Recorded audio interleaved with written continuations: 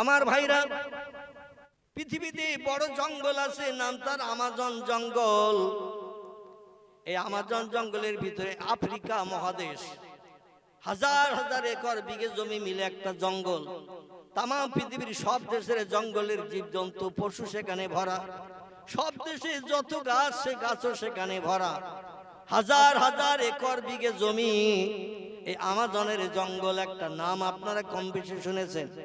কত জীবজন্তু সেখানে বাস করে, মানুষের এখনো তথ্য দিতে পারেনি। মাঝে মধ্যে কিছু জীবজন্তু দেখে, ফটোগ্রাফ করে টেলিভিশনে পর্দায় দেখায়। পৃথিবীতে 7টি সাগর আছে, বাচ্চা বেলায় পড়েছেন। 7 সমুদ্র পড়েছেন না? আচ্ছা, আমি যদি বলি সাগর কে কে দেখেছেন, একটা হাত তোলেন। সবার কি হাত উঠবে? উঠবে? নামে পড়েছেন, ধারাপাতে পড়েছেন 7 সমুদ্র। এইটা পড়েছেন, সমুদ্র আছে 7টি। কিন্তু আমরা অনেকে সাগরের ধারে এখনো যেতে পারি নাই, দেখতে পারি নাই। তো আমাদের এই পশ্চিমবাংলার শেষ প্রান্ত দীঘা বলে একটি জায়গা আছে। আবার আপনি দক্ষিণ 24 পরগনা কাকদ্বীপ হয়ে যাবেন, 8 নম্বর কচুবেড়িয়া পেরিয়ে যে ওপারে যাবেন, কপিল মুনির আশ্রম। ওখানে গেলে সাগর দেখার সুযোগ পাবেন। যে সাগরের নাম হলো বঙ্গোপসাগর, ভারত মহাসাগর, আটলান্টিক মহাসাগর, প্রশান্ত মহাসাগর, ভূমধ্য সাগর, লোহিত সাগর আছে না? এই রকম সাগর আল্লাহ বানিয়ে রেখেছেন। পৃথিবীর 4 ভাগের 3 ভাগ পানি, 1 ভাগ মাটি। আমার মনে মনে ধারণা হয় আগামীতে নাতি নাতকুর যারা লেখাপড়া করছে, এরা আরো ভালো যন্ত্র ভবিষ্যতে বানাবে না।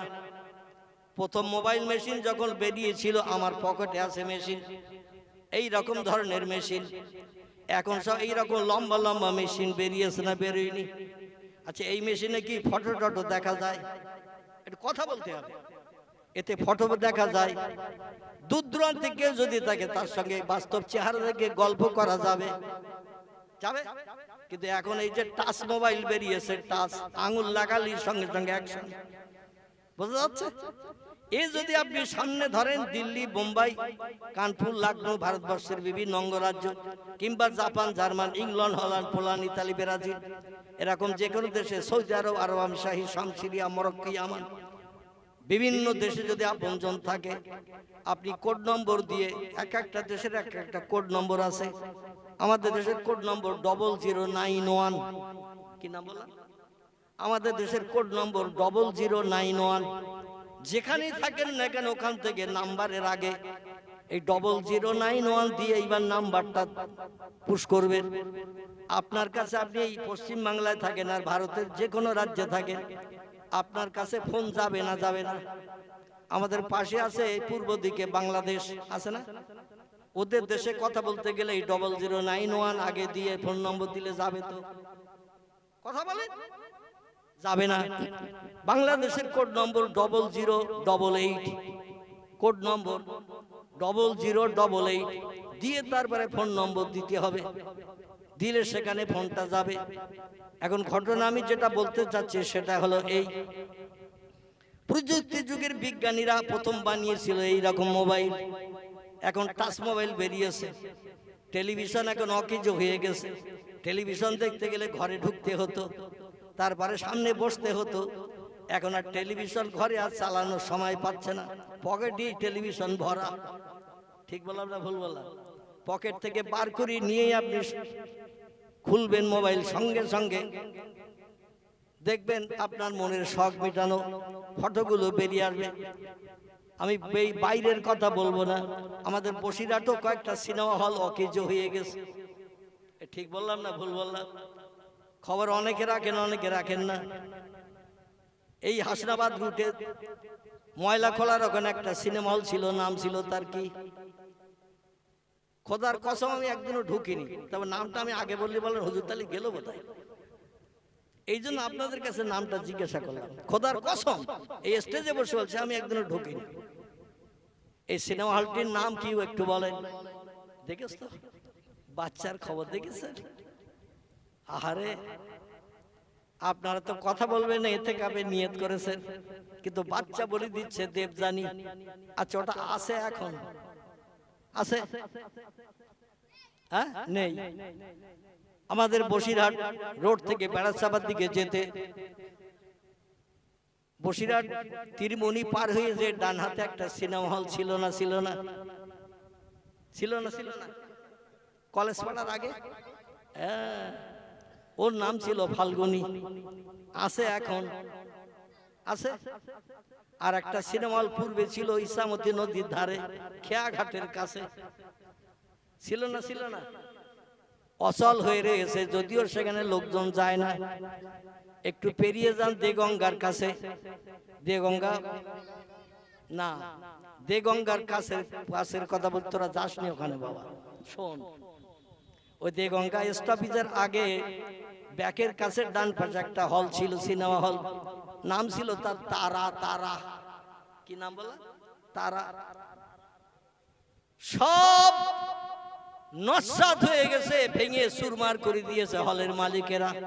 তার কারণ মানুষ পকেট থেকে মাল বার করে সিনেমা দেখতে পাচ্ছে, টাকা খরচ করে কেন হলে যে 3 ঘন্টা বসে থাকবে, একটা ফিল্ম দেখাবে 2.5 ঘন্টা 3 ঘন্টা, যেদিন যে ফিল্ম দেখাবে কেউ যদি বলে ওটা আমরা 3 দিন আগে দেখে গেছি, ওটা আর আজকে দেখবো না, হলের মালিক কি অন্য ঘুরিয়ে দেখাতে পারবে? কিন্তু মোবাইলে যখন তখন আপনি টাচ মারবেন, ঘুরবেন, বিভিন্ন ফিল্ম বার হবে না হবে না।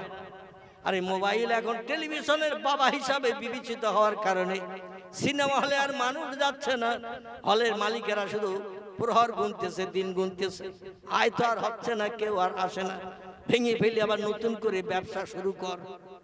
ঠিক বললাম না ভুল বললাম? অধিকাংশ জায়গায় ভেঙে নতুন করে ব্যবসা শুরু করে দিয়েছে প্রযুক্তি যুগের বিজ্ঞানীদের উন্নতির কারণে। এই বিজ্ঞানীরা ভবিষ্যতে এমনও মেশিন বানাবে যে মেশিন বানিয়ে রিসার্চ করে বলবে, আগের বিজ্ঞানীরা বলেছিল পৃথিবীর 4 ভাগের 3 ভাগ পানি, 1 ভাগ মাটি। আমরা ভালো যন্ত্র মেশিন বানিয়ে দেখলাম পৃথিবীর 5 ভাগের 4 ভাগ পানি, 1 ভাগ মাটি। ভবিষ্যতে আমাদের ভবিষ্যৎ জেনারেশন যারা আসছে, ভালো যন্ত্র বানিয়ে তথ্য তারা দিতে পারে কিনা, পারে কিনা? মানুষ শুধু মানুষের ভুল ধরার জন্য ব্যস্ত। আগেকার যুগের যা কিছু সেগুলো এখন সব ভুল প্রমাণ করে নতুন নতুন প্রমাণ দিচ্ছে, আর সেগুলো পুস্তকের পৃষ্ঠা লিপিবদ্ধ হচ্ছে। কিন্তু আমি আপনাদের কাছে বলবো, এতগুলো তথ্য দেওয়ার কারণ হলো কোরআনের বয়স হয়েছে 1500 বছর, এখনো দুনিয়া ধ্বংস পর্যন্ত কোরআন থাকবে। একটু বুকে হাত দিয়ে চিন্তা করে বলুন,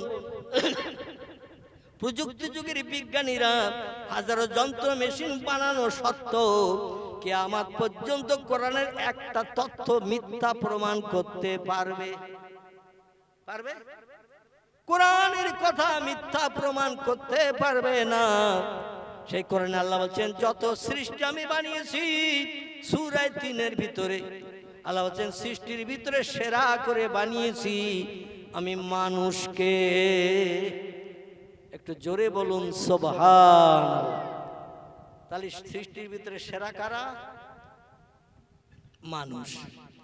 আল্লাহ মানুষের জন্য একটা গাইড বুক দিয়েছেন, জীবন বিধান, এর নাম হলো আল কোরআন, যেটা অতীতে লৌহে মাহফুজে সংরক্ষিত ছিল, ফি লৌহিম মাহফুজ।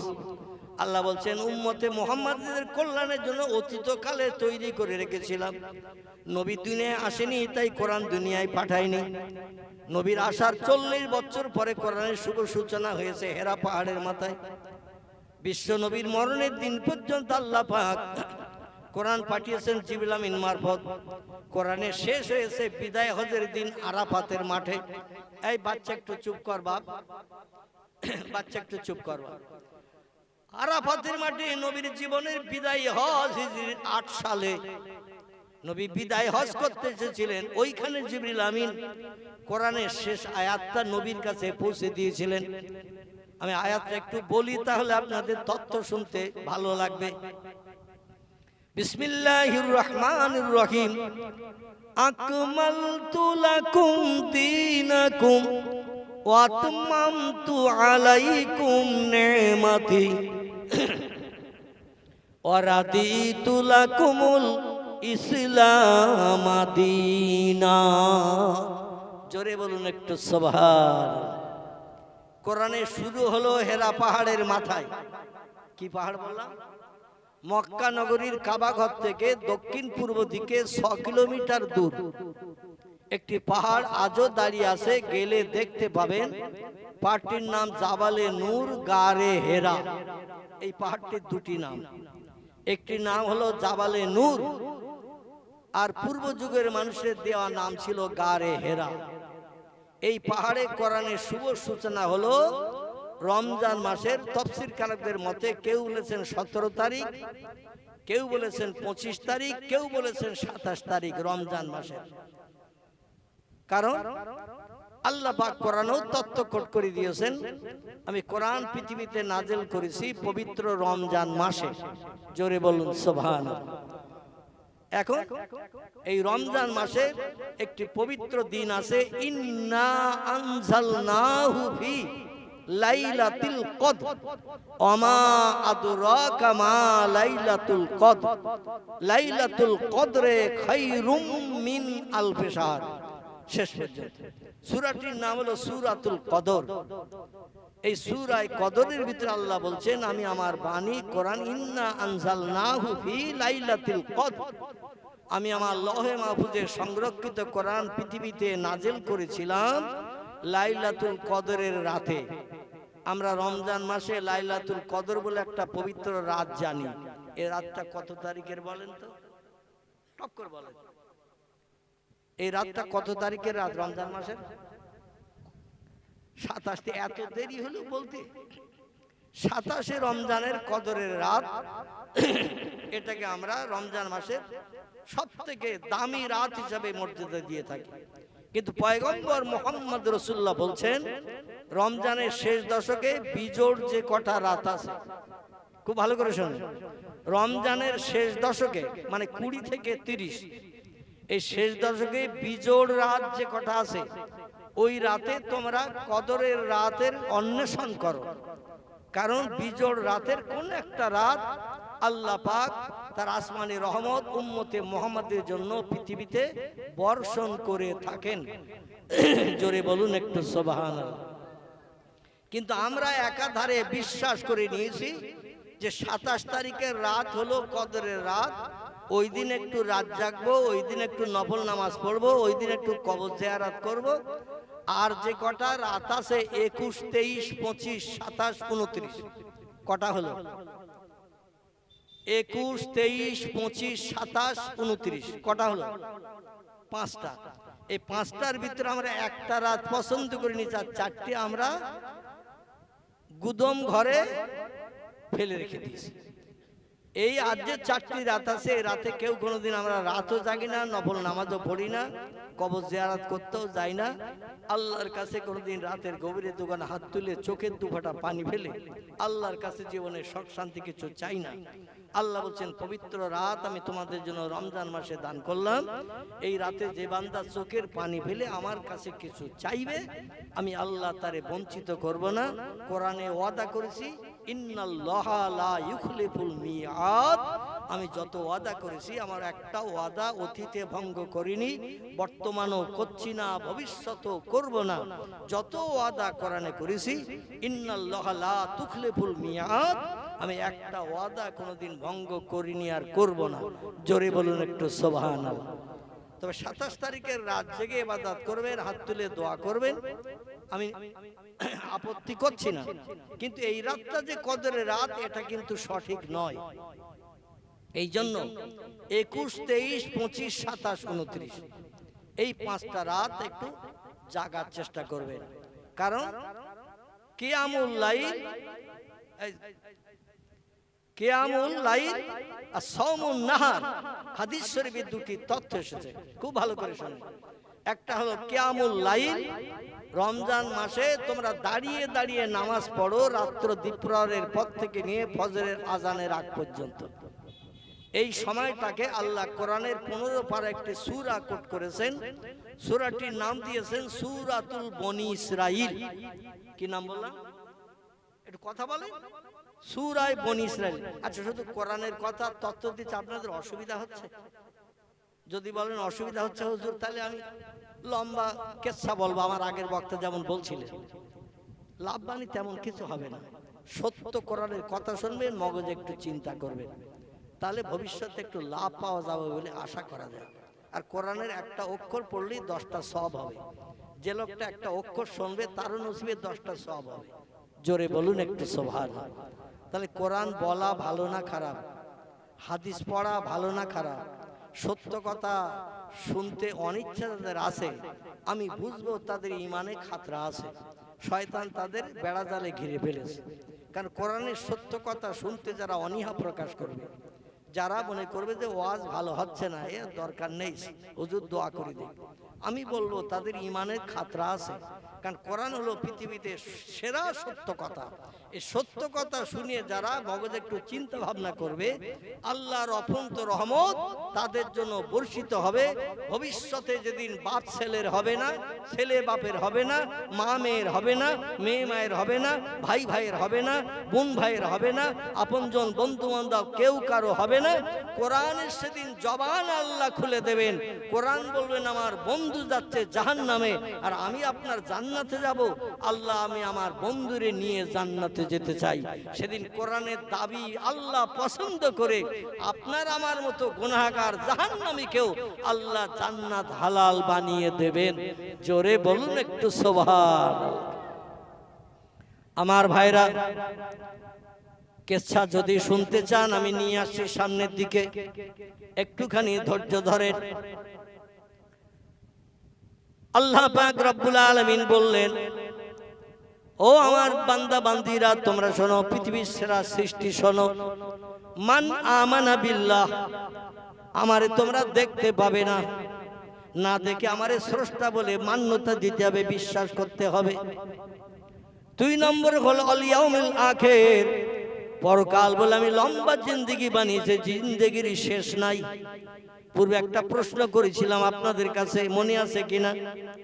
সব জিনিসের শেষ আছে, একটা জিনিসের শেষ নাই। বলেছিলাম পূর্বে, বলেছিলাম, কিন্তু আপনারা তথ্য দিতে পারেন নাই। কেউ আপনারা বলেনও নাই, হুজুর আপনি বলে দেন।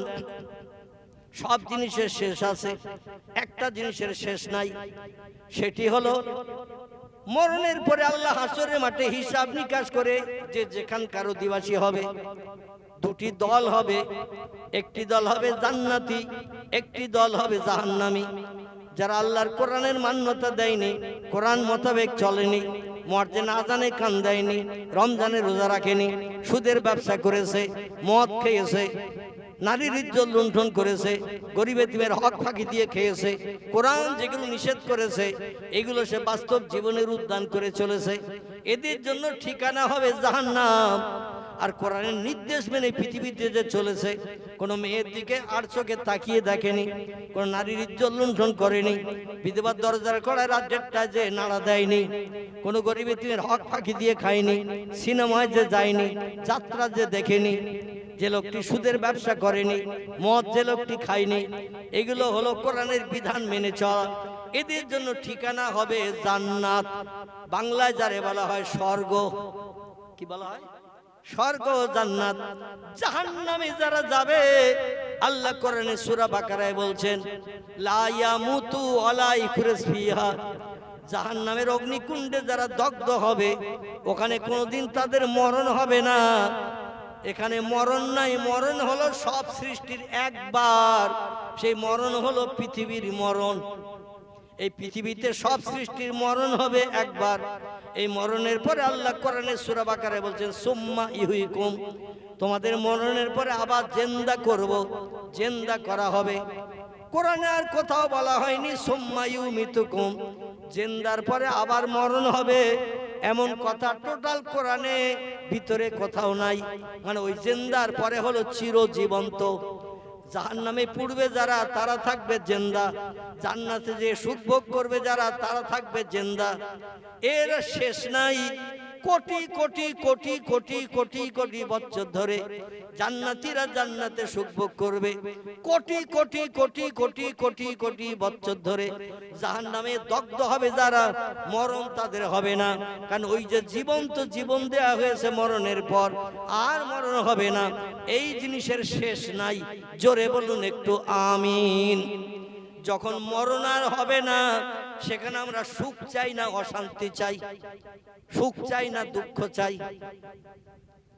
যেখানে আর মরণ নাই সেখানে আমরা সুখ চাই, ভালোভাবে বসবাস করতে চাই, সুখী হতে চাই।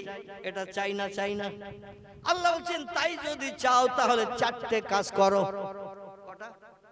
চারটি কাজ তোমরা করো, খুব ভালো করে মন দিয়ে শোনেন। আল্লাহ বলছেন মান আমানা বিল্লাহ, প্রথম নম্বরের কাজ হলো আমি আল্লাহ আমার এই পৃথিবীর জমিনে দেখতে পাবে না, তবে সব সৃষ্টিরে বানিয়েছি আমি, সব সৃষ্টির মূলে হলাম আমি। আমারে না দেখে বিশ্বাস করো এই তামাম বিশ্ব ব্রহ্মাণ্ডের মালিক একজন আছে, তিনি হলেন আল্লাহ। দুই নম্বর অল ইয়াউমিল আখির, পরকাল বলে একটা লম্বা জিন্দেগি বানিয়ে রেখেছি, যে জিন্দেগির শেষ নাই। জান্নাতীদের শেষ নাই, জাহান্নামীদের শেষ নাই। এখানে সুখের জায়গা দুঃখের জায়গা দুটি জায়গা বানিয়েছি, কঠিন শাস্তি আবার পরম আনন্দ দুটি জায়গা বানিয়েছি।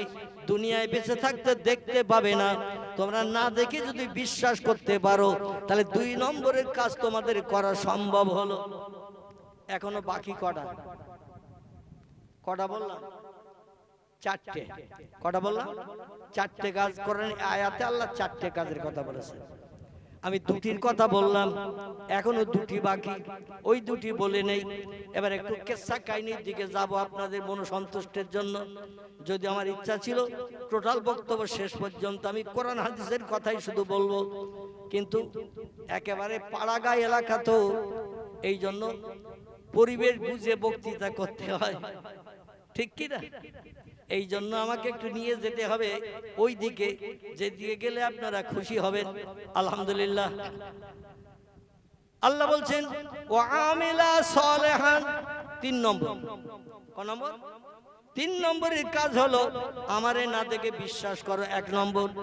2 নম্বর হলো পরকাল বলে লম্বা জিন্দেগি বানিয়েছি, যেখানে মরণ টরণ নাই, ওই জায়গাটাও দেখতে পাবে না, না দেখে বিশ্বাস করো। 3 নম্বর হলো আমিলা সালেহান, আমার কোরআনের কথা সত্য জেনে ভালো ভালো সৎ কাজগুলো করো। মর্যাদা আজান দিলে নামাজ পড়ো, মিথ্যা কথা বলো না, চুরি ডাকাতি করো না, ছিনতাই গুন্ডামি করো না, মানুষের প্রাণ নাশ করো না, মানুষ মার্ডার করো না, বিধবার দরজার কর্নার দিয়ে চরিত্র নষ্ট করো না,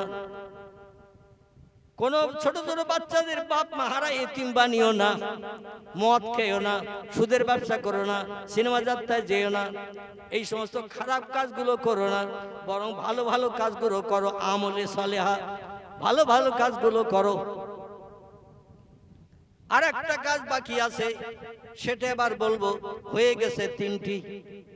4 নম্বরের কাজ হলো আল্লাহ বলছেন এই পৃথিবীর মানুষ তোমরা শোনো, মান আমানা বিল্লাহ ওয়াল ইয়াউমিল আখির ওয়া আমিলা সালেহান, তোমরা যদি ভালো সৎ কাজ করতে পারো, 4 নম্বরে তোমাদের জন্য আমি একটা প্রতিদান রেখে দিয়েছি, ফালাহুম আজরুহুম ইনদা রাব্বিহিম, তোমাদের পরওয়ারদিগার আলাম আল্লাহর তরফ থেকে আমি আল্লাহ তোমাদের জন্য একটা পুরস্কার, তোহবা, গিফট, অনুদান রেখে দিয়েছি। তোমাদের জন্য একটা তোহবা, গিফট, পুরস্কার রেখে দিয়েছি। সেটি হলো আমার শান্তির জায়গা বানানো জান্নাত, আর অশান্তির জায়গা বানানো জাহান্নাম। জাহান্নামের খোরাক হয়ে যদি তোমরা কবরে বা শ্মশানে আসো, মৃত্যুবরণ করো, তোমাদের জাহান্নামের আগুনে দগ্ধ হতে হবে, কোনো সন্দেহ নাই। আর সৎ কাজ ভালো কাজগুলো যদি করতে পারো, বিপদে মুসিবতে কারো যদি সাহায্য করো, সেখান থেকে যেন তুমি তোমার লাভের চিন্তা ভাবনা করে কোনো অর্থ আত্মসাতের চিন্তা ভাবনা করবে না। মানুষ এখন বিপদে পড়লে আরো মানুষ চেপে ধরে, ঠিক বললো না ভুল বললাম? বিপদে বলে চেপে ধরে, যদি আরো কিছু ওর কাছে এখন বার করে নেওয়া যায়, নাউজুবিল্লাহ। আল্লাহ বলছেন ফালাহুম আজরুহুম ইনদা রাব্বিহিম, আমার তরফ থেকে তোমাদের পুরস্কারে বিবেচিত করা হবে। ফালা খাউফুন আলাইহিম, তোমাদের কোনো ভয় পেতে হবে না। ওয়ালা হুম ইয়াহজানুন, রাতের আঁধারে ঘুম কামাই করে চিন্তা করতে হবে না। অবশ্যই আমার কোরআন সত্য আর সত্য তত্ত্ব দিলাম, শুধু মরণটা বাকি। মরণ হয়ে যাওয়ার পরেই কবরে গেলে তোমরা আমার জান্নাতের শান্তি সুখ, জান্নাতের নেয়ামত তোমরা উপভোগ করতে থাকবে। এজা তাকুমুস সাআত, যতদিন পর্যন্ত কিয়ামত সংঘটিত না হবে। কিয়ামত বলতে সেটা কি বোঝায়? পশ্চিম দিকে ভোরবেলা যখন ডগমগ করে সূর্য উদয় না হবে, ততদিন পর্যন্ত তোমরা কবরের ভিতরে স্বস্তিতে শান্তিতে বসবাস করতে পারবে। আমার জান্নাতের নেয়ামতগুলো আমার ফেরেশতাদের মাধ্যম দিয়ে তোমাদের কবরে দৈনন্দিন পরিবেশন করা হবে। আর একটু জোরে বলুন নারায়ে তাকবীর। আমরা আল্লাহরে বিশ্বাস করি, আবার মাঝে মাঝে বলি সেই তো আল্লাহর বাপকে আছে, আমার বাপ ছিল তাই আমি হয়েছি, মা ছিল তাই মার পেটে আমি হয়েছি। এই মগজে চিন্তা হয় না? হয় না? আমরা বংশ জেনারেশন পরস্পর এই পৃথিবীতে হয়েছে, আল্লাহর বাপকে, আল্লাহর মাকে, আল্লাহ ছেলে কটা, মেয়ে কটা, আল্লাহর দাদার নাম কি, দাদির নাম কি, এসব চিন্তা মগজে আসে না? আসে না? কথা বলেন একটু। যারা চিন্তাবিদ মানুষ তারা মগজে সব কথাগুলো নিয়ে আসে। যে কোনো সূত্র না পেলে তো কিছু বানানো যায় না। বিজ্ঞানীদের তথ্য, কিছু জিনিস বানাতে গেলে সূত্র লাগে, সেই সূত্র নিয়ে রিসার্চ করে নিত্য নতুন জিনিস বানায়। তো আল্লাহ কিভাবে হইল, এই সূত্র তো একটা লাগবে। এই রকম চিন্তা ভাবনা যাদের মগজে আসে তারা একদিন চিন্তা করতে করতে নাস্তিক হিসাবে বিবেচিত হয়ে যায়। নাস্তিক তাদের বলা হয় যারা স্রষ্টা মানে না, ধর্ম মানে না, এদের বলা হয় নাস্তিক। আস্তিক তাদের বলে যারা আল্লাহরে না দেখে বিশ্বাস করে, আসমান জমিন দেখে বিশ্বাস করে। কুল সিরু ফিল আরদ, তোমরা আমারে যদি জানতে চাও, চিনতে চাও, ঘরের রান্নাঘরে বসে থেকো না, ঘরের ভিতরে থেকো না, বারান্দায় থেকো না, আমার জমিনে একটু বেরিয়ে পড়ো। পৃথিবীর জমিনে বেরিয়ে পড়ে আমার বানানোর নিদর্শনগুলো একটু দেখো, দেখলেই বুঝতে পারবে এই সব জিনিসের মালিক একজন আছে। জোরে বলুন একটু সুবহানাল্লাহ। পৃথিবীতে দুটি দলের মানুষ আল্লাহকে মেনেছেন। আসুন এবার নিয়ে যায় আপনাদের সেদিকে, যাতে শুনতে ভালো লাগে, বুঝতেও সুবিধা হয়। দুটি দলের মানুষ আল্লাহরে না দেখে বিশ্বাস করেছে। একটি দলের নাম হলো নবী আম্বিয়ার দল, একটি দলের নাম হলো ওলি আউলিয়ার দল। বোঝা গেল? দুটি দলের মানুষ আল্লাহরে না দেখে বিশ্বাস করেছেন, স্রষ্টা হিসাবে তারা মান্যতা দিয়েছে। একটি দলের নাম হলো নবী আম্বিয়া। এই পৃথিবীতে নবী এসেছেন 1,24,000-এর মতো।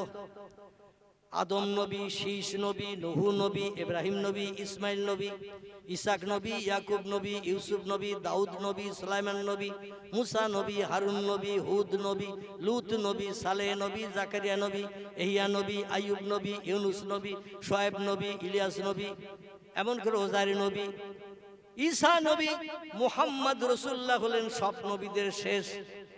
এইভাবে পৃথিবীতে নবী এসেছেন অগণিত, 1,24,000-এর মতো। পৃথিবীর মানুষকে সুপথ দেখানোর জন্য কোন রাস্তা খারাপ, কোন রাস্তা ভালো, কোন পথটা ভালো, কোন পথটা খারাপ, কোন পথটা তোমার ভালো জায়গায় নিয়ে যাবে, কোন পথটা তোমার বিপদে ফেলবে, এই তত্ত্বগুলো দিতে 1,24,000-এর মতো পয়গম্বর পৃথিবীতে এসেছে। আমাদের নবী বললেন, আমি যখন দুনিয়ায় থাকবো না, আমার এই দিনের দাওয়াত সুপথ দেখানোর দায়িত্ব পালন করবে একদল মানুষ কিয়ামত পর্যন্ত। তারা হলো আল উলামা ওয়ারাসাতুল আম্বিয়া। নবী বলছেন, আমার পরে পৃথিবীতে কলেমার দাওয়াত, কোরআনের কথা, ইসলামের কথা, ভালো মানুষ বানার জন্য সঠিক তত্ত্বগুলো দেবে ওলামায়ে হাক্কানীরা, কোরআন হাদিসের বিজ্ঞ পণ্ডিতেরা। এদের বলা হয়েছে আলেম। আলেমদের ভিতরে যারা রাত জেগেছে বেশি বেশি, আল্লাহর ইবাদত করেছে বেশি বেশি, এরা হয়েছে ওলি আউলিয়ার দল। কিসের দল? ওলি আউলিয়ার দল। আমাদের এলাকায় কোনো ওলি আছে বলে মনে হয়? আছে? আমাদের এলাকায় কোনো ওলি আছে বলে মনে হয়? আপনাদের যদি স্মরণে না থাকে, আমি নাম বলছি, তখন বলবেন হ্যাঁ হুজুর আছে। আছে। আমরা কম বেশি বেশি করে চিনি একজন ব্যক্তিকে, তিনি হলেন মুন্সি দবিরউদ্দিনের বেটা। কার বেটা বললাম? মুন্সি দবিরউদ্দিনের বেটা। নারায়ণপুরে তার বাড়ি ছিল, জন্মগ্রহণের বাড়ি। বলতে পারবেন লোকটাকে? আমি তার বাপের নাম বললাম, গ্রামের নাম বললাম।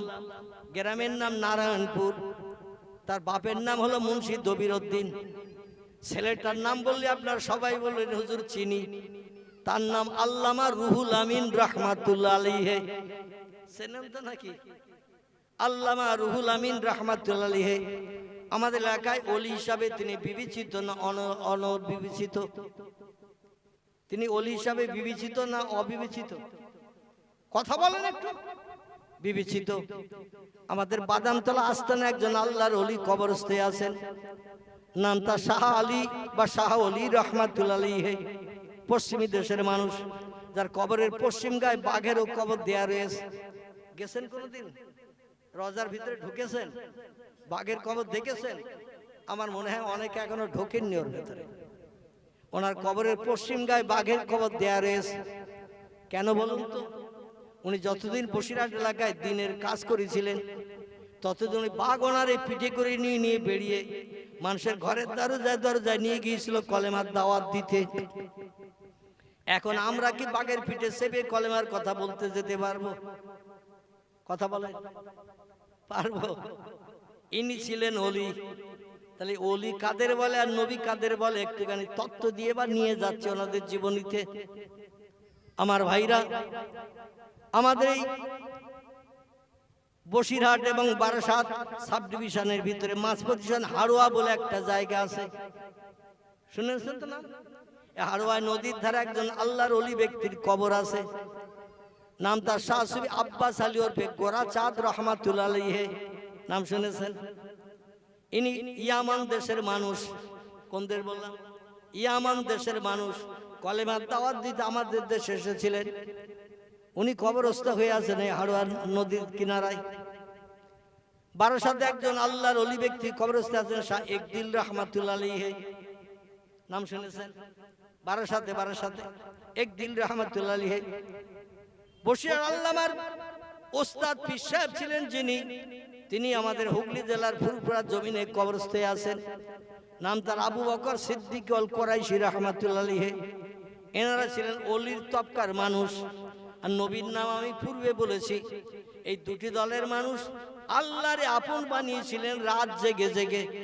নবীরা যেমন রাত জেগে জেগে আল্লাহরে আপন বানিয়েছেন, আল্লাহ কোরআনের 15 পারে একটি সূরা কোট করেছেন। সূরাটির নাম হলো সূরাতুল বনি ইসরাইল। কি নাম বললাম? সূরা বনি ইসরাইল। এই সূরা বনি ইসরাইল আল্লাহ পাক তত্ত্ব দিচ্ছেন, অমিনাল লাইলে ফাতাহাজ্জাত বিহি নাফিলাতাল লাক আসা আইয়াব আসাকা মাকামা। আল্লাহ পাক বলছেন, ও পৃথিবীর মানুষ তোমরা শোনো, আসা আইয়াব আসাকা রব্বুকা মাকামাম মাহমুদা।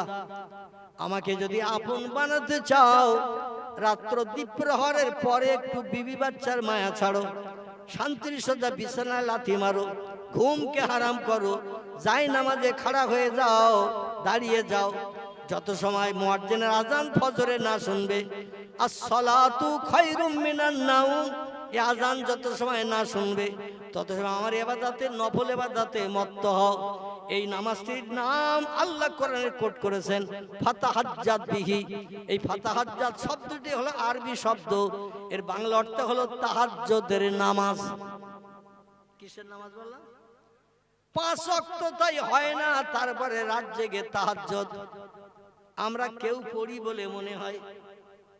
আল্লাহ বলেন, আমার আপন যদি হতে চাও, আপন হয়েছে তারা, বিবির মায়া ছেড়েছে রাতে যারা, বিছানায় লাঠি মেরেছে যারা, ঘুমকে হারাম করেছে যারা, আমার আপন বানানোর জন্য নামাজে যাই নামাজে দাঁড়িয়ে গেছে যারা, তারা হলো আমার প্রেমিক আল্লাহওয়ালা আপন ব্যক্তি। এদের নাম হলো ওলি আউলিয়ার দল। আমি যত ওলির নাম আপনাদের কাছে করছি, ইরাকের বাগদাদের জমিনে একজন ওলি কবরস্থে আছেন, নাম তার আব্দুল কাদের জিলানী। শুনেছেন নাম? সমস্ত ওলিদের সেরা ওলি যিনি, বেশি বেশি করে ইবাদত করে সবার থেকে সেরার মর্যাদা পেয়েছেন। আর এরা যখন মর্যাদা পেয়েছেন, আল্লাহ নবী বলছেন, মান কানা লিল্লাহ, যে লোকটি রাত জেগে জেগে বিবি বাচ্চার মায়া ছেড়ে, ঘুমকে হারাম করে, শান্তির সজ্জা বিছানা পরিত্যাগ করে, আল্লাহর রেজামন্দির জন্য সূরা কেরাত পাঠ করে করে, রুকু সাজদা করে করে, আল্লাহরে খুশি করবে যারা, আফজাল ইবাদাতে ইবাদাতুস সালাহ। হাদিস শরীফে নবী বলছেন সবথেকে উত্তম ইবাদতের নাম হলো নামাজ। আর এই নামাজের ভিতরে রাতের নামাজটাই হলো আল্লাহর কাছে সবথেকে বেশি প্রিয়। আর এই নামাজ যারা আদায় করেছে, আল্লাহ বলছেন কান আল্লাহু লাহু, আল্লাহ নবী বলছেন কান আল্লাহু লাহু, আল্লাহ তাদের অতি আপন হয়ে যায়। তাদের কোনো সমস্যায় পড়লে চিন্তা করতে হয় না, ভাবনা করতে হয় না, আমি আল্লাহ তাদের সমস্যার সমাধান করে মুখে হাসি ফুটাই।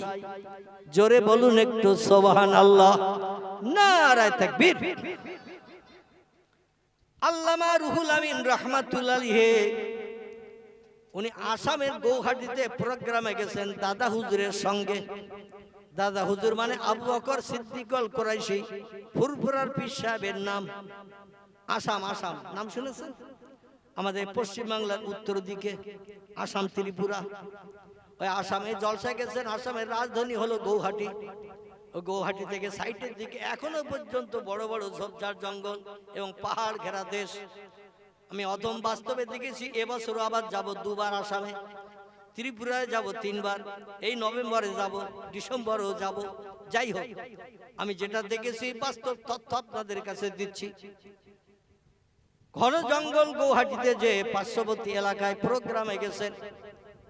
বিভিন্ন গ্রামের নাম আছে, পলাশবাড়ি, খারুপেটিয়া, ফেরভেড়ি, বিভিন্ন নাম আছে এলাকার। যাই হোক, আমি যেসব এলাকার গেছি সেই সব এলাকার নাম বললাম। আমার ভাইরা দরং ডিস্ট্রিক্ট, এমন করে আজকেরও ফোন করছিল আপনাদের এখানে আসার আগে, আসাম থেকে ধুবড়ি। তো হুজুর গেছেন সেখানে গৌহাটি থেকে কিছু দূরে বড় জঙ্গল। এখন এলাকার লোকের কাছে শুনলে একজন আল্লাহওয়ালা মানুষ আমাদের এলাকার জঙ্গলের ভিতরে কবরস্থ হয়ে আছেন। যত অলিদের মাজার কবর আছে, অধিকাংশ অলিদের কবরগুলো সব ঝোপঝাড় জঙ্গলের ভিতরে। ওই গোরাসা দরবে আব্বাস আলী রহমতুল্লাহ নদীর ধারে, ওখানে ঝোপঝাড় জঙ্গলে ভরা ছিল। আপনারা চলে যাবেন হাওড়া জেলায়, চলে যাবেন, সেখানে দেখবেন বাকুলশরী বলে একটি জায়গা আছে, কম বেশি আপনারা চেনেন। ঝোপঝাড় জঙ্গল ছিল সেখানে, এখন পরিষ্কার হয়ে গেছে। সেজি হুজুর কেবলা আবুল ফারাজ সিদ্দিকীর বাড়ির কাছে একটা বড় ঝোপঝাড় জঙ্গল এখন আছে, বড় বটগাছ ঝোপঝাড় জঙ্গল। সেখানে একজন অলির মাজার আছে। আমি অদম 2 বার গিয়েছি প্রোগ্রামে সেই রওজায়। যত অলিদের মাজার ছিল সব ঝোপঝাড় জঙ্গলের ভিতরে তারা কবরস্থ হয়েছে। কারণ মাসের পরে মাস, বছরের পর বছর ঝোপঝাড় জঙ্গলের ভিতরে বসে বসে এক আল্লাহর ইবাদত বندگی করতে করতে তারা পৃথিবী থেকে বিদায় নিয়েছে। এখানে যেখানে মারা গেছে অধিকাংশ জায়গায় তাদের কবরস্থ করা হয়েছে। তো জঙ্গলের ভিতরে একজন অলি ব্যক্তির কবর আছে, খবরে শুনেছেন। খবরে শোনার পরে দাদা হুজুর কেবলা বলছেন, বাবা বড় মাওলানা, আমরা তো সকালে সকালে এসে গেছি নদী পথে, এক এলাকা থেকে আরেক এলাকায়। এখানে নাকি জঙ্গলে একটা আল্লাহর অলি ব্যক্তির রওজা আছে। আর অলিরা কবরে মরে না, সাধারণ মানুষও কবরে মরে না। আল্লাহ বলছেন সুম্মা ইউহয়িকুম, কবরে যখন রাখা হবে তখন তোমাদের রাখার পরে আবার জিন্দা করা হবে। আর ওই জিন্দাই হলো চিরস্থায়ী জিন্দা, আর মরণ হবে না। জিন্দা অবস্থায় হাসরে নিয়ে যাওয়া হবে, ওখানে হিসাব নিকাশ হবে। জান্নাত বা জাহান্নামে নিয়ে যাওয়া হবে, ওখানেও জিন্দা অবস্থায় থাকবেন। মরণ একবার, সেই মরণ হলো দুনিয়ার মরণ। কবরে যারা থাকে তারাও জিন্দা। আবার যারা উলিয়া উলিয়া ব্যক্তি, তাদের লাশ মাটিতে খায় না, যেমন রাখা হয় তেমন থাকে। এমনকি কাফনের কাপড়ও পর্যন্ত মাটির দাগ লাগে না। জোরে বলুন একটু সুবহানাল্লাহ। চলো বাবা, অলি ব্যক্তির রুহানি দোয়া আমরা নিতে যাই। জলসা হবে তো রাতে, দিনের বেলা চলো একটু যাই জঙ্গলে অলির রওজা জিয়ারত করতে। আল্লামা হুজুর বললেন, হুজুর কিভাবে যাবেন জঙ্গলে? বলে এলাকায় ঝোপঝাড় জঙ্গলে যাওয়ার জন্য গরুর গাড়ির ব্যবস্থা আছে। এখনকার যুগের কথা নয়, এখান থেকে 100 বছর আগের কথা, যখন আমাদের দেশে ট্রেন ছিল না, বাস ছিল না, এরোপ্লেনও তৈরি হয়নি, উড়োজাহাজ হয়নি, রকেট হয়নি, স্কুটিং হয়নি, অ্যাপোলো হয়নি, হেলিকপ্টারও হয়নি, মানুষ কিছুই যখন বানায়নি, তখনকার কথা বলছি। তখন ছিল মরুভূমির দেশে উট ছিল যানবাহন, আর ঘোড়া ছিল। আর আমাদের এইখান দেশে গরুর গাড়ি ছিল, বিয়ে শাদিও গরুর গাড়িতে হতো। আবার গরুর গাড়িতে করে মানুষেরা মাঝে মধ্যে মেয়েরা শ্বশুর বাড়িতেও যেত। এখন আর সেসব নাই। তো বলে একটা গরুর গাড়ি ভাড়া করি বাবা, হেঁটে আর কত পথ যাব, জঙ্গল তো।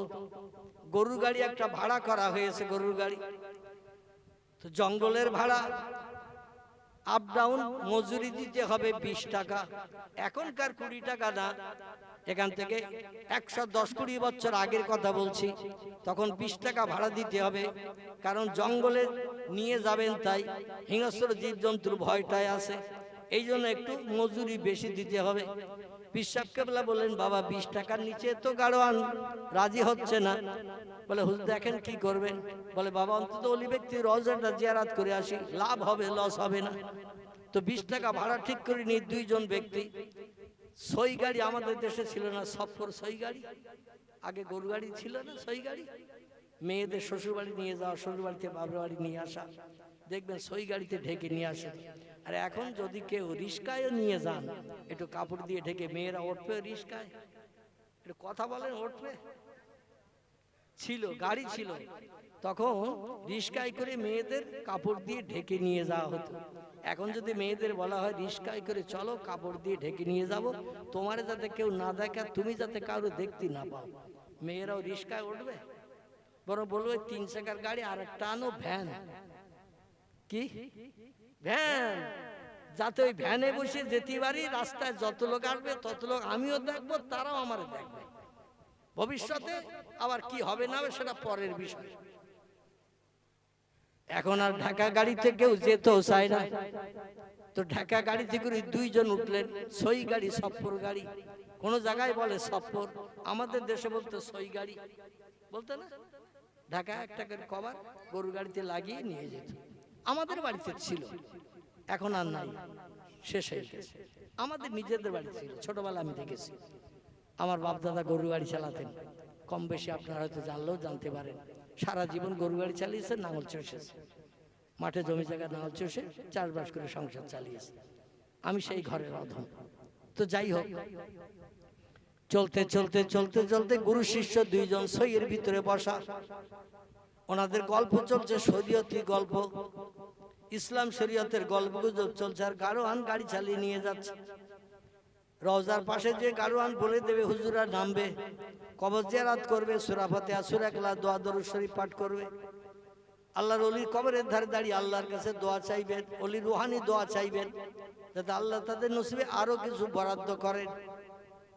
চলতে চলতে চলতে গাড়োয়ান বলছে, হুজুর এখন গল্প করার সময় নয়। বলে বাবা কি বলছে? বলে পালানোর সময়। কিসের সময়? গল্প করার সময় এখন নয়, পালানোর সময়। আবু বকর সিদ্দিক আল কুরাইশি দাদা হুজুর কেবলা বলছেন, বাবা কি হয়েছে? বলে হুজুর গল্প করছেন সফরের ভিতরে, সইয়ের ভিতরে বসে, সামনের দিকে একটু তাকিয়ে দেখেন কি খেলা চলতেছে। 2 জন আল্লামা রুহুল আমিন এবং দাদা হুজুর কেবলা আবু বকর সিদ্দিক আল কুরাইশি সামনের দিকে তাকিয়ে দেখে 2টো বাঘ জঙ্গলের ভিতর থেকে উঠে রাস্তার উপরে, মাথা 2টো এক জায়গায় করে, পাছা 2টো 2 দিকে করে, কাঠের গুড়ি ফেলা মতো করে রাস্তা অ্যাটাক করে বসে স্বামী স্ত্রী গল্প করতেছে।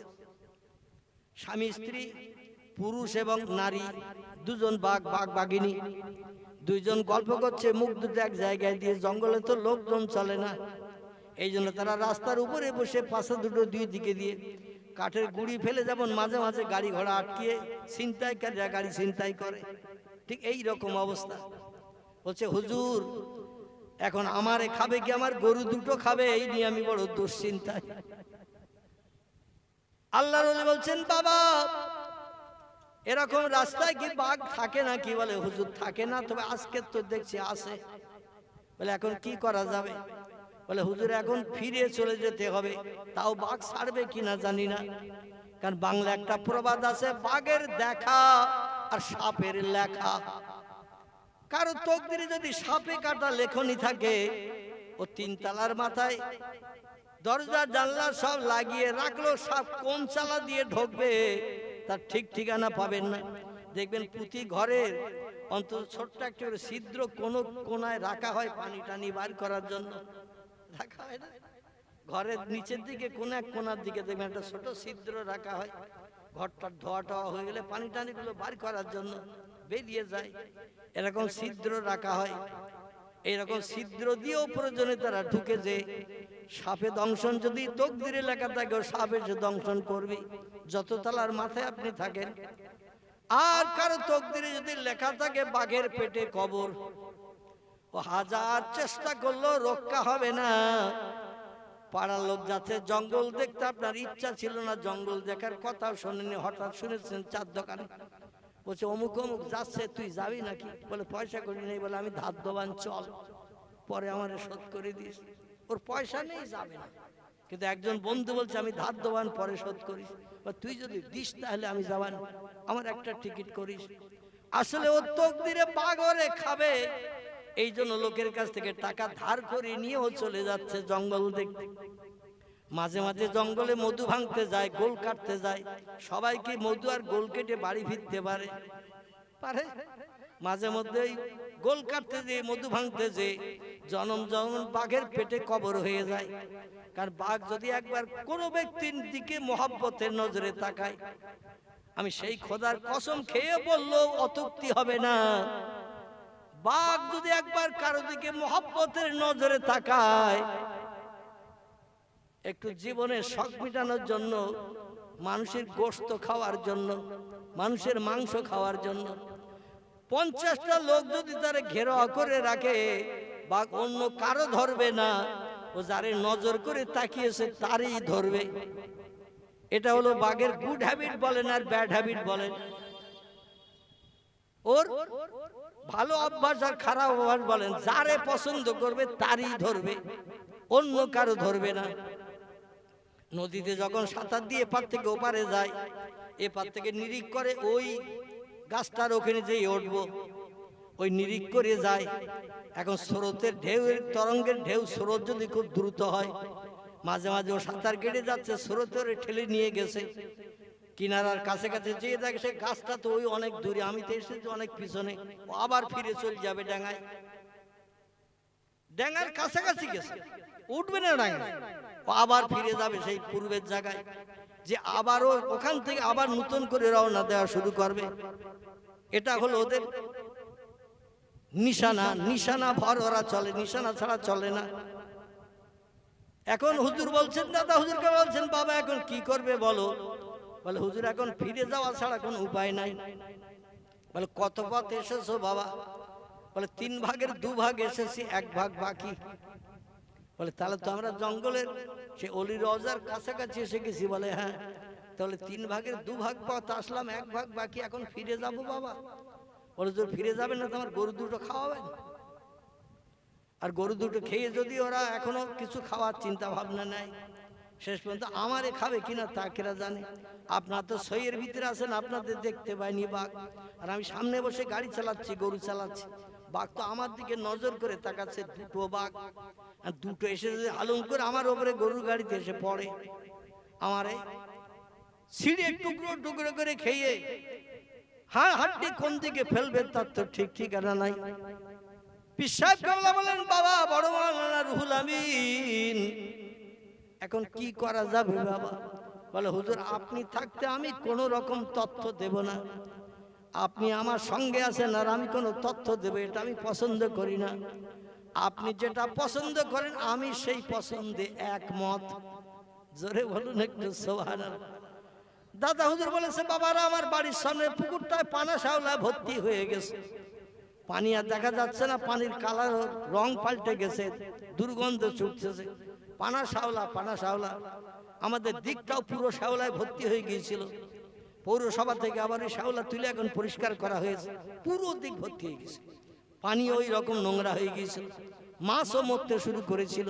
যাই হোক, হুজুর বললেন, বাবা অধিকাংশ মানুষ আসে ফুরফুরায়, এখানে আসে বাবা, আমার সঙ্গে সাক্ষাৎ করতে আসে, মোরাকাবা মুর্শিদা সবক মস্ক করতে আসে, পাল্টাতে আসে বাবা। তারা উজু করে আমার এই মাটির মসজিদে নামাজ পড়ে, পুকুরের পানির রং পাল্টে গেছে, শ্যাওলাগুলো তুলতে হবে, পানি পরিষ্কার করতে হবে। এখন মুরিদ মোতাকে যারা ছিল সব ঝপঝপ করে গামছা টামছা পরে লুঙ্গি মেরে পরে নেমে গেছে পুকুরে। আল্লামা রুহুল আমিনও সেই সঙ্গে নেমে গেছেন পুকুরের পানিতে। পানা শাওলা একজন ধরে টেনে দিচ্ছেন, আরেকজন ধরে ডাঙায় ফেলছেন। আবার ডাঙায় যারা ছিল তারা সরিয়ে আরো দূরে রাখছেন। ঘাট আলগা করতে হবে, লোকজনের নামাজ জায়গা করতে হবে। দেখতে দেখতে অনেক মুরিদ তো শাওলা সব তোলা হয়ে গেছে। পুকুরটা খুব বেশি বড় নয়, 1.5 বিঘার মতো হবে কম বেশি, আমি আন্দাজে বলছি। আপনারা ফুরফুরায় গেলেও দেখতে পাবেন। দাদুর কেবলার রওজা মোবারকের এই পাশে পুকুরটা আছে, দরবারের একেবারে গায়ে। 1.5 বিঘের একটু কম হবে, ছাড়া বেশি হবে না। এই পুকুরটার পানা শাওলাগুলো অনেক মুরিদান সব তুলে দিয়েছে। দেওয়ার পরে যাচ্ছে শীতকাল ছিল, আবার মাঘ মাস। পানা শাওলা তুলে সব উপরে দাঁড়িয়ে দাঁড়িয়ে রোদ্রে দাঁড়িয়ে দাঁড়িয়ে কাঁপতেছে। পীর সাহেব কেবলার কাছে যে খবর দিল, হুজুর আপনি পানা শাওলা তুলতে বলেছিলেন, আমরা সব তুলে দিয়েছি, এখন আর কিছু করতে হয় তো বলে। পীর সাহেব কেবলা বলছে, বাবা তোমরা কারা নেমেছিলে? বলে হুজুর আমরা। বলে তোমাদের সঙ্গে কি বড় মাওলানা সাহেব নেমেছিল নাকি? বলে হ্যাঁ হুজুর, বড় মাওলানা নেমেছিল, নাম তার আল্লামা রুহুল আমিন। বলে তোমাদের সবাইকে দেখছে, রুহুল আমিন কই বাবা? বলছে হুজুর উনি এখনো সে শীতের পানি, মাঘ মাসে শীতের পানি, এখন কোমর সমান পানিতে চুপ করে দাঁড়িয়ে রয়েছে। বলে বল মাওলানা তাড়াতাড়ি ডাকো বাবা। এখন পীর সাহেবের কাছ থেকে লোক দিয়ে আল্লামা রুহুল আমিনকে ডাক দিয়েছেন, হুজুর ডাকতেছে। আল্লামা রুহুল আমিন রাহমাতুল্লাহ আলাইহি তখন পানির থেকে উঠে দাদা হুজুরের কাছে গেছেন। বলছে বাবা পানা শাওলা পরিষ্কার হয়েছে কখন? বলে হুজুর অনেক আগে। বলে লোকজন তোমার সঙ্গে আর কেউ পুকুরে ছিল? বলে না হুজুর। বলতে সবাই উঠে এসেছে, তুমি ওঠে নাও কেন বাবা? বলছে হুজুর আপনি নামতে বলেছিলেন শাওলা তুলতে, আপনি তো ওঠার কথা বলেননি, এই জন্য আমি আপনার হুকুমের খেলাফ হয়ে যাবে ডাঙায় উঠলে সব মুরিদানদের মতো, এই জন্য আমি শীতকালের পানি হলেও আমি পুকুরে দাঁড়িয়েছিলাম। দাদু কেবলা বলেন, পীর সাহেবের কথার মর্যাদা তুমি এত বেশি দাও, আমার আরো অনেক মুরিদান আছে, তাদের এমন মর্যাদা দিতে দেখিনি। আল্লাহ তোমারে তাড়াতাড়ি অতি আপন বানিয়ে নিক। জোরে বলুন একটু সুবহানাল্লাহ। ওলি ব্যক্তিরা যদি দোয়া করে, ওলিদের দোয়া আল্লাহ বিদ্যুতের মতো কবুল করে থাকেন। নবীরা যখন দোয়া করে, নবীদের দোয়া আল্লাহ বিদ্যুতের মতো যেমন কবুল করেন, ওলিদের দোয়া আল্লাহ বিদ্যুতের মতো কবুল করেন। আমি কত বড় ওলি শোনেন, আমার ওলির কথা বলি। আমি 40 বছরের মতো একটা গ্রামে ইমামতি করি। গ্রামটির নাম হলো খিদিরপুর, তালপুকুর বাজারের পাশে খিদিরপুর গ্রাম। 40 বছর মসজিদে ইমামতি করি। আমাদের গ্রামেও ইমাম আছে, পাশে যত মসজিদ আছে ইমাম আছে। আচ্ছা জুমার দিন অধিকাংশ মানুষ মসজিদে নামাজ পড়তে যায় না? যায় না? জুমার দিন যায় তো নাকি? তো মসজিদে জুমার নামাজ পড়ে হাদিস শরীফে নবী বলছেন, ইমাম সাহেব মেহরাবের ভিতরে ঢোকা থেকে নিয়ে উঠে আসা পর্যন্ত, মেহরাব ছেড়ে আসা পর্যন্ত আল্লাহর কাছে যেটা চায় আল্লাহ সেটা দিয়ে বান্দাদের মুখে হাসি ফুটায়। জোরে বলুন সুবহানাল্লাহ। আচ্ছা নবীর কথা সত্য না মিথ্যা? নবীর কথা সত্য। নাসাই শরীফ, তিরমিজি শরীফের হাদিসে লেখকেরা লিপিবদ্ধ করেছে, জুমার দিন আল জুমাতু আগের রুন আল জুমাতু আজহেরুন। জুমার দিন খুশির দিন, জুমার দিন শান্তির দিন, জুমার দিন দোয়া কবুলের দিন। আর পয়গম্বর বলছেন জুমার দিন মেহরাবের ভিতরে ইমাম ঢোকা থেকে নিয়ে বেরিয়ে আসা পর্যন্ত যা চাইবে আল্লাহ সেই দোয়া কবুল করবে। আচ্ছা প্রতি জুমার দিন জুমার নামাজের পরে আমরা ইমামেরা দোয়া করি না? করি না? করি তো নাকি? আল্লাহ রোগ বেমারি দূর করুন, যাদের সংসারে অশান্তি চলছে অশান্তি দূর করুন, আল্লাহ যারা কঠিন বিপদের মাঝখানে আছে বিপদ থেকে নিষ্কৃতির ব্যবস্থা করুন, আল্লাহ যাদের ছেলে আছে মেয়ে নাই মেয়ে দান করুন, আল্লাহ যাদের মেয়ে আছে ছেলে নাই ওদের একটা সুসন্তান ছেলে দান করুন। এরকম দাবি অনেকে জুমার দিন ইমাম সাহেবের কাছে গিয়ে বলে না? বলে না? অনেক কিছুর বলে, হুজুর একটু আমার জন্য দোয়া করে দেবেন। তো এই দোয়া যখন ইমাম সাহেবরা করে, আচ্ছা এখন বর্তমান আমরা যারা ইমাম, আমার ইমামতি চলতেছে 40 বছরের মতো। আমাদের মসজিদের ইমাম সাহেব আছে হাসানুজ্জামান সাহেব, হাফেজ মাওলানা, তারা ইমামতি অন্তত 18-20 বছরের মতন চলতেছে। যাই হোক আরো বিভিন্ন মসজিদের ইমাম আছে। এখন এই জুমার দিন দোয়া করলে দোয়া কবুল হয় বলে মনে হয়? একটু কথা বলতে হবে। দোয়া করলে দোয়া কবুল হয় বলে মনে হয়? যার যে সমস্যা সেই সমস্যাই রয়ে গেছে, সমস্যার সমাধান আর হয় না। কারণ আসলে আমরা ওলিদের মতো নবীদের মতো মানুষ হতে পারে নাই। ইমাম বলুন, আলেম বলুন, হাফেজ বলুন, কারি বলুন, মুফতি বলুন, কেউ আমরা ওলিদের মতো হতে পারিনি, নবীদের মতো আদর্শওয়ালা হতে পারিনি। যার কারণে শুধু দোয়া করতে হয়, না করলে মুসল্লিরা বিরক্ত হবে। এই জন্য আমরা দোয়া করি, আসলে যে দোয়া সেই দোয়াই রয়ে যায়, জীবনে শখ শান্তি কিছুই মেটে না। তবে আমি আপনাদের নিজেদের বলছি, রাতের বেলা ঘুম হারাম করে বিবি বাচ্চার মায়া ছেড়ে তাহাজ্জুদের নামাজ দৈনন্দিন 6 রাকাত, মতান্তরে 4 রাকাত, যে যেমন পড়বেন একই নিয়মে পড়বেন। রাত্র 12টার পর থেকে নিয়ে ফজরের আজানের আগ পর্যন্ত, এর ভিতরে যে কোনো সময় আপনি এই নামাজ পড়তে পারেন। এই নামাজের নাম হলো তাহাজ্জুদ। কি নামাজ বললাম? তাহাজ্জুদ। এই নামাজ পড়ে আল্লাহর কাছে হাত তুলে দোয়া করবেন। তবে দোয়ার শর্ত হলো ফালিয়াদহাকু কালিলা ওয়ালিয়াবকু কাসীরা। আল্লাহ বলছেন শর্ত হলো দুটি। এই দুটি শর্ত মেনে যারা দোয়া করবে তাদের দোয়া কোনোদিন বিফল যাবে না। অবশ্যই তাদের দোয়া আমার দরবারে বিদ্যুতের মতো কবুল হবে। জোরে বলুন একটু সুবহানাল্লাহ। আচ্ছা, শর্ত দুটো বলবো না থাকবে? বলবো, বলতে হবে। একটি শর্ত হলো আল্লাহ বলছেন ফালিয়াদহাকু কালিলা, হাসি তামাশা একটু কম কম করে দুনিয়ায় করবে। ওয়ালিয়াবকু কাসীরা, কিছু যখন আমার কাছে চাইবে চোখের পানি একটু দু চোখের কোনা দিয়ে টপ টপ করে ফেলবে। কারণ আমি আল্লাহ চোখের পানি বড় ভালোবাসি, আমি বান্দা বান্দীদের হাসিটা পছন্দ করি না। এখন বর্তমান যুগের মুসলমান নারী পুরুষ আমাদের হাসি বেশি না কান্না বেশি? হাসি বেশি। আল্লাহ বলছেন আমি হাসি পছন্দ করি না, আমি বান্দা বান্দির চোখের পানি পছন্দ করি। এখন আমরা ইমাম যারা জুমার দিন নামাজ পড়তে দোয়া করি, 100-র ভিতরে 99 জন ইমামের চোখে কি পানি আসে? কথা বলেন, পানি আসে দোয়া করার সময়? একটু দেখে বলবেন। আমি ওই দলের ভিতরে 100-র ভিতরে 99 জন ইমামের চোখে কোনো পানি নাই, শুধু রব্বানা যালামনা আনফুসানা ওয়া ইল্লাম তাগফির লানা ওয়া তারহামনা লানাকুনান্না মিনাল খাসিরিন। মুসল্লি যারা কানে শুনছে বলছে আল্লাহুম্মা আমিন। আল্লাহ বলছেন সারা জীবন যদি এইভাবে দোয়া চাও, আদমকে যখন 350 বছর আমি আল্লাহ পাক তার দোয়া কবুল করিনি, তোমাদেরও দোয়া কবুল হবে না। আমার কাছে দোয়া কবুল হওয়াতে গেলে কাঁদতে হবে, কাঁদতে হবে, চোখের পানি ফেলতে হবে। এখন সরকার দিচ্ছে 3000, কমিটি দিচ্ছে 6000 7000, মোটামুটি হয়ে যাচ্ছে 10000। তারপর বিভিন্ন তাবিজ কবজ দিতে থাকে, তা অমুক তমুক। আমি আলাদা না, কিন্তু আমি ওই দলের ভিতরের লোক। ইমামতি করলে মোটামুটি আল্লাহ সংসারটা ভালো চালিয়ে দেয়। কান্নার আবার দরকার কি? কান্নার আবার দরকার কি?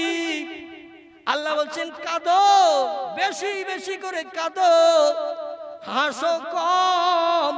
হাসলে আয়ুষ্কাল কমে যায়, স্মরণ শক্তি কমে যায়। নবীজি হাদিস শরীফে জানিয়েছেন বেশি বেশি যারা হাসে এদের আয়ুষ্কাল কমে যায় এবং এদের স্মরণ শক্তি লোপ পেয়ে যায়। কিন্তু তবু হাসবো বেশি, চোখের পানি আমরা এক ফোঁটাও ফেলবো না। তবে ফেলি ওই সময় পাড়ার লোক দেখলে খারাপ বলবে, মা মরে গেছে তাই, বাপ মরে গেছে তাই। একটু মায়া কান্না কাঁদি, অন্তত কবরে বাপের যাওয়া পর্যন্ত। ঠিক বললাম না ভুল বললাম? বাপ কবরে যাওয়া পর্যন্ত একটু কাঁদি। বাপকে কবর দিয়ে যখন সব চলে আসলো, 3 বোন এক জায়গায় বসে এবার হাসির গল্প শুরু হলো। 3 বোন 4 বোন, চাস্তো ভাবি, পাড়াতো বোন, এইরকম এক জায়গায় বসে এইবার চলতেছে সংসারের গল্প গুজব। আর সেখানে হাসি তামাশা আর কলেমা খানি সব সানি। 4 দিনের পর 7 দিনের পর কি 10 দিনের মাথায় মারা গেছে, কলেমা খানি সব রেসানি। আরে যত আপনজন আছে মেয়েরা, এরা এসে দেখবেন সব আলাদা আলাদা জায়গায় 3-4 জন মিলিয়ে বসে। হুজুর ওদিকে এসেছে সব রেসানি করতে, আর ওরা শুধু গল্প চালাচ্ছে, হাসির গল্প, হাসির গল্প। ঠিক বললাম না ভুল বললাম? যদি ভুল বলে থাকি ক্ষমা করবেন, কানমোলা খাচ্ছি। আমি বাস্তব দেখেছি তাই বলছি। শুধু হাসি আর হাসি, আনন্দ আর আনন্দ, ফুর্তি আর ফুর্তি। দুনিয়ায় মানুষের চোখে আর পানি নাই। পয়গম্বরেরা অটোমেটিক কেঁদেছে, ওলিয়া উলিয়ারা অটোমেটিক কেঁদেছে, আর আল্লাহ পাক তাদের চোখের পানি পছন্দ করে দোয়া কবুল করে মুখে হাসি ফুটিয়ে দিয়েছেন। জোরে বলুন একটু সুবহানাল্লাহ। দুইজন গুরু শিষ্য দুইজনে বসে বলছেন, হুজুর তাহলে কি করা যাবে? বলছে, বাবা তুমি গাড়ি চালাও, 3 ভাগের 1 ভাগ পথ বাকি, যখন 2 ভাগ যখন এসে গেছো তাহলে আর ফিরে যেয়ে দরকার নাই, চালাও গাড়ি। বলে, হুজুর বাঘ শুয়ে রেখেছে, দেখতে পাচ্ছেন না? কাঠের গুড়ি ফেলা মতো রাস্তা আটকে রেখেছে, গাড়ি চালিয়ে নিয়ে যেতে গেলে নিচেতে ঘুরিয়ে নিয়ে যেতে হবে। নিচে তো ঘুরিয়ে নিয়ে যাওয়া যায় না, গাছপালা সব ভর্তি, ওখান তো গাড়ি যাওয়ার পথ নাই। বলছে, বাবা গাড়ি পর্যন্ত চলো। গাড়োয়ান বলছে, আমারও খাওয়াবেন গরুর সঙ্গে? বলছেন, বাবা তাহলে তুমি কি বলতে চাচ্ছ? আমরা একটু অলির রওজা জিয়ারত করবো চিন্তা ভাবনা করছি। বলে, হুজুর তাহলে আপনারা গাড়োয়ান হন, আর আমার এখন সর ভিতরে ঢোকার সুযোগ দেন। আমি এখন ভিতরে যাই, খাই, আপনাদের দুজন আর খাক। আমি অন্তত বাঘ আপনাদের দুজনের ধরে নিয়ে চলে গেলে আমি তো বাড়ি ফিরে যেতে পারি। গরু দুটো খাই খাক, পরবর্তী ধার দেনা করে আবার গরু কিনবো। তো দাদা হুজুর পীর কেবলা বলছেন, বাবা বড় মাওলানা, আমি তো গরু গাড়ি টাড়ি চালাতে জানি না, এখন আমাদের গাড়ি চালাতে বলছে, তো কি করা যাবে? আল্লামা রুহুল আমিন বললেন, হুজুর অসুবিধা নাই, চিন্তা নাই, ওলা তাহজান ওলা তাখাফ, ভয় নাই, চিন্তা নাই। আমার বাড়ি ছিল টাকি নারায়ণপুরে। আমার বাবার নাম ছিল মুন্সি দবির উদ্দিন। তিনি বাল্যকালে সংসার নির্বাহের জন্য গরুর গাড়ি চালাতেন। তাকে জমিদার বাবুদের গরুর গাড়িতে করে মাল বসিরহাট থেকে নিয়ে ওদের বাড়িতে পৌঁছে দিতেন, তাকে জমিদারদের। আমার বাবার সঙ্গে আমি বহুবার গরুর গাড়িতে করে বসিরহাটে এসেছি, মাল নিয়ে আবার জমিদারদের বাড়ি পৌঁছে দিয়েছি। গরুর গাড়ি চালানো অভ্যাস আমার আছে। হুজুর শুধু তাই না, খেজুর গাছে উঠে রস পাড়ার অভ্যাস আমার আছে। জোরে বলুন একটু সুবহানাল্লাহ। যে কোনো লোকের ওই খেজুর গাছে যে শীতকালে রস হয় না, 1 কলসি রস যে কোনো লোকের উঠে পারতে বললে পারতে পারবে? যে গাছে উঠতে জানে না ও কোনোদিন উঠতে চাবে না, কারণ শরীর কখন পড়বে, আর 1 কলসি রস নিয়ে পারা সম্ভব? আল্লামা হুজুর বললেন, আমার খেজুর গাছের মাথায় উঠে কলসি ভরা রস পাড়ারও অভ্যাস আছে, গরিবের সন্তান আমি। বলে, বাবা তাহলে কি বলতে চাইছো? বলে, হুজুর আপনি যদি গাড়ি চালানোর অভ্যাস আপনার না থাকে, আপনার যেতে হবে না, আর আমি আপনার যেতেও দেব না। আমার গরু গাড়ি চালানোর অভ্যাস আছে হুজুর, আমি যাচ্ছি। গাড়োয়ান ডেকে বলে, এ আসামের গাড়োয়ান, গৌহাটির গাড়োয়ান, তুমি ভিতরে সফরের ভিতরে শহরের ভিতরে ঢুকে যাও, এবার গাড়ির গাড়োয়ান হব আমি। আল্লামা হুজুর গরু দুটো দড়ি ধরে নিলেন এক হাতে, পাছন টানির এক হাতে নিয়ে বলছে, এ চতুষ্পদ জন্তু গরু, এই গাড়িতে কে আছো তোমরা কি জানো? এই গাড়িতে আমার মুর্শিদ কেবলা, পীর সাহেব কেবলা রয়েছে। আমি তার মনোবাঞ্ছা পূর্ণের জন্য জঙ্গলের অলি ব্যক্তির কবরের ধারে নিয়ে যেতে চাচ্ছি, তাড়াতাড়ি করে রাস্তা এগিয়ে চলো। গরু দুটো বাঘের দিকে তাকিয়ে 2 পা এগোতে 1 পা পিছয়, কারণ গরু জানে আমাদেরও বাঘ খায়, বাঘ আমাদেরও খায়। ওরা 2 পা পিছচ্ছে তো 1 পা এগোয়।